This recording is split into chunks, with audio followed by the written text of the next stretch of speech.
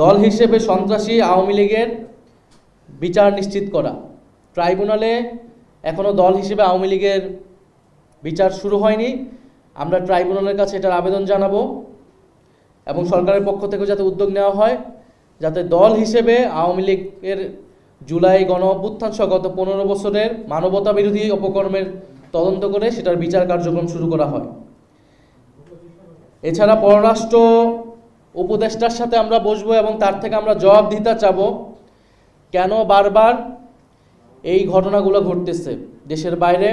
এবং আমরা বিভিন্ন সময় দেখছি পররাষ্ট্র ফ্যাসিবাদের জমানায় যারা নিয়োগ হয়েছিল তাদের সম্পূর্ণরূপে অপসারণ হয়নি বা তারা থেকে গেল, কেন থেকে যাচ্ছে সেই বিষয়ে কোনো স্পষ্ট জবাব আমরা পাইনি।